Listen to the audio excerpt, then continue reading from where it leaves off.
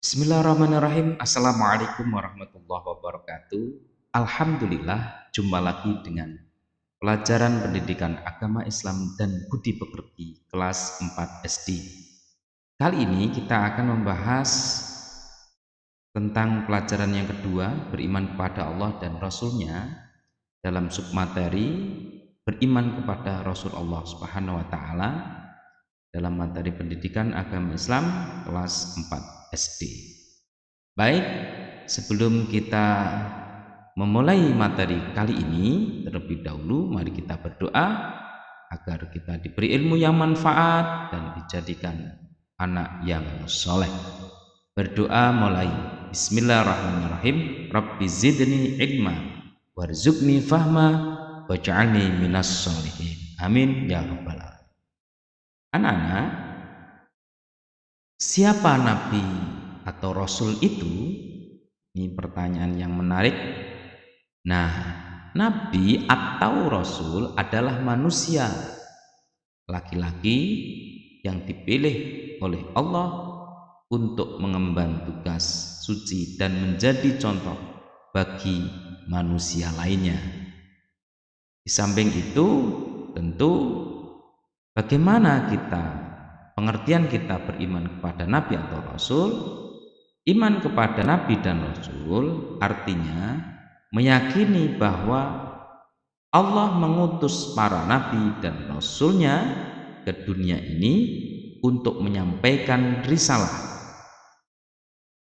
kepada umatnya agar selamat di dunia dan di akhirat. Iman kepada nabi dan rasul merupakan rukun iman yang keempat. Nabi dan rasul yang wajib kita ketahui ada 25 orang. Nah, apakah jumlah nabi dan rasul itu hanya 5 orang? Tidak. Nabi dan rasul itu adalah jumlahnya sangat banyak. Nah, bagaimana cara mengimaninya? Salah satu cara untuk mengimani Rasulullah adalah dengan selalu meyakini ajaran yang disampaikannya, karena semua ajaran itu datang dari Allah. Semua para nabi dan Rasulullah menyampaikan tentang ajaran ketauhidan atau mengesahkan Allah Subhanahu wa Ta'ala. Allah mengutus para rasul untuk menyampaikan kabar gembira dan peringatan kepada umatnya masing-masing, memberi kabar gembira kepada umat yang beriman dan beramal soleh, dan memberi peringatan kepada umat manusia yang tidak beriman dan tidak beramal soleh. Anak-anak, lalu apa perbedaan nabi dan rasul? Nabi dan rasul sama-sama diangkat oleh Allah Subhanahu wa Ta'ala. Tidak pengakuan sendiri, tapi nabi dan rasul diangkat oleh Allah Subhanahu wa Ta'ala. Untuk apa? Untuk mengemban tugas suci dan mulia. Apa itu? Yaitu menyampaikan wahyu dan risalah Allah Subhanahu wa Ta'ala kepada umat manusia. Perbedaan nabi dan rasul. Perbedaan nabi dan rasul, kalau nabi adalah orang yang dipilih oleh Allah untuk menerima wahyu, tetapi tidak wajib menyampaikan kepada umatnya. Nabi dibimbing oleh Allah melalui wahyu untuk dipraktekkan dalam kehidupan sehari-hari, akan tetapi tidak wajib disampaikan kepada umatnya. Akan tetapi ketika kita menjadi umatnya, mencontoh nabi, mencontoh perilaku nabi, itu adalah bagian dari kewajiban kita. Nah, sedangkan rasul adalah orang yang diutus Allah untuk menerima wahyu dan diwajibkan melaksanakan dan menyampaikan kepada umatnya. Nah, ini perbedaannya. Kalau nabi dapat wahyu tidak wajib menyampaikan kepada umatnya.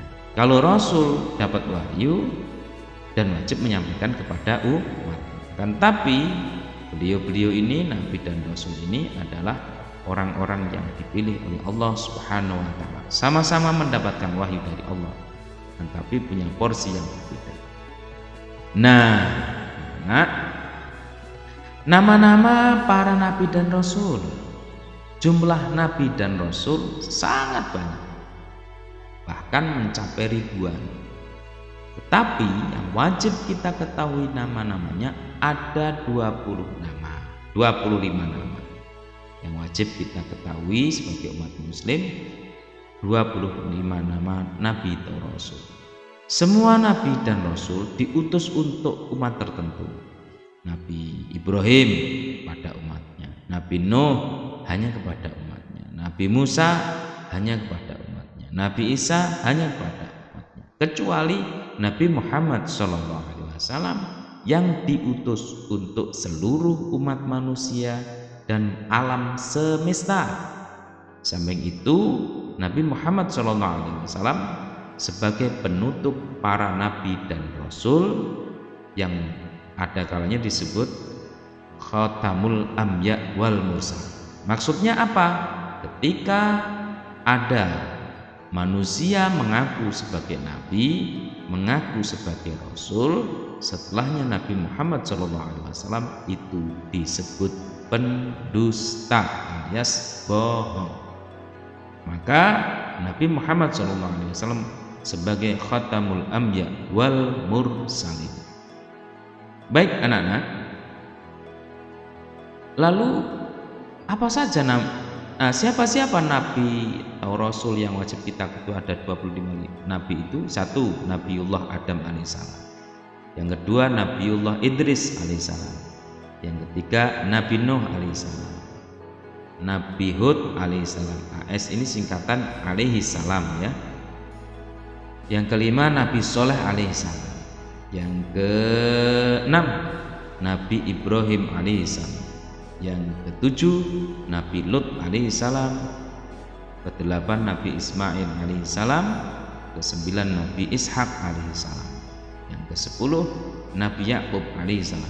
Yang ke-11, Nabi Yusuf alaihissalam, Nabi Ayub alaihissalam, Nabi Shu'aib alaihissalam, Nabi Musa alaihissalam, Nabi Harun alaihissalam, Nabi Zulkifli alaihissalam, Nabi Daud alaihissalam, Nabi Sulaiman alaihissalam, Nabi Ilyas alaihissalam, Nabi Ilyasa alaihissalam, Nabi Yunus alaihissalam, Nabi Zakaria alaihissalam, Nabi Yahya alaihissalam, Nabi Isa alaihissalam, Nabi Muhammad sallallahu alaihi wasallam. Ada 25 nabi. Ini ada yang supaya memudahkan menghafal dibuat lagu seperti ini. Lagu liriknya, balonku ada 5. Adam, Idris, Nuh dan Hud, Soleh, Ibrahim dan Lut, Ismail, Ishak, Yakub, Yusuf, Ayyub, Su'aib, Musa, Harun, Zulkifli, Dawud, Sulaiman, Ilyas, Ilyasa, Yunus, Zakaria, Yahya, Isa, Nabi Muhammad. Itu agar mudah untuk dihafal. Baik anak-anak, sebagai tugas utama para Rasul Allah adalah satu, menyeru umat manusia untuk menyembah Allah dan meluruskan kepercayaan mereka kepada Allah, serta menegaskan bahwa alam semesta serta isinya diciptakan oleh Allah, Tuhan yang Maha Esa, tidak ada Tuhan selain Allah. Yang kedua, untuk melaksanakan hukum-hukum dan peraturan-peraturan Allah di muka bumi ini, karena Allah yang menciptakan alam ini, maka peraturan yang wajib ditaati adalah peraturan Allah Subhanahu wa taala. Sebab kalau kita sebagai makhluknya tidak mengikuti aturan Allah, maka kita sebagai makhluknya akan binasa sendiri, akan rusak sendiri. Yang ketiga, Rasul diutus untuk menyempurnakan akhlak manusia, yaitu akhlak kepada Allah, akhlak kepada sesama, dan akhlak kepada alam semesta. akhlak kepada Allah dengan cara ibadah, sholat, puasa, zakat, dan seterusnya. Akhlak kepada manusia, adab kepada manusia, manusia yang lebih mulia, yang lebih tua, kepada anak muda, kepada teman kita, dan termasuk kepada alam semesta. Apa itu? Di lingkungan kita ada hewan, ada tumbuhan, maka itu bagian dari para rasul menyempurnakan akhlak kepada manusia. Baik, sebagai penguat dalam materi hari ini, di buku kalian ada lagu Aku Beriman Kepada Allah dengan lirik lagu Indung-Indung. Ini lagunya. La ilaha illallah Muhammadur Rasulullah, tiada Tuhan selain Allah, Nabi Muhammad utusan Allah. Aku beriman kepada Allah, hanya Dia yang Maha Kuasa. Aku beriman kepada Rasul, pembawa risalah kebenaran. La ilaha illallah Muhammadur Rasulullah, tiada Tuhan selain Allah, Nabi Muhammad utusan Allah. Aku beriman kepada Allah, hanya Dia yang Maha Kuasa. Aku beriman kepada Rasul, pembawa risalah kebenaran. Alhamdulillah. Sebagai rangkuman pelajaran yang kedua ini, pertama adalah manusia wajib percaya kepada Allah Subhanahu wa Ta'ala. Yang kedua, manusia wajib mempelajari tentang adanya Allah. Dan yang ketiga, mengenal Allah dapat dilakukan melalui pengamatan alam semesta dan Al-Quran.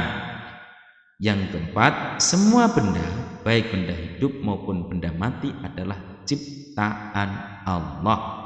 Dan yang kelima, pencipta itu disebut makhluk, yaitu Allah ya, khalik, al-khalik. Sedangkan yang diciptakan disebut makhluk, seperti kita manusia ini disebut makhluk. Yang keenam, iman kepada Allah harus dibuktikan dengan cara mematuhi perintahnya. Bukan hanya di lisan saja, tetapi dibuktikan dengan cara mematuhi perintahnya dan menjauhi larangannya, yang sehingga disebut bertakwa, yaitu menjalankan perintahnya Allah dan menjauhi larangannya Allah. Yang ketujuh, manusia wajib beriman kepada Rasul-Rasul Allah. Dan yang kedelapan, semua Rasul menyeru agar menyembah Allah Subhanahu wa Ta'ala. Yang terakhir, Nabi Muhammad SAW adalah Nabi dan Rasul terakhir.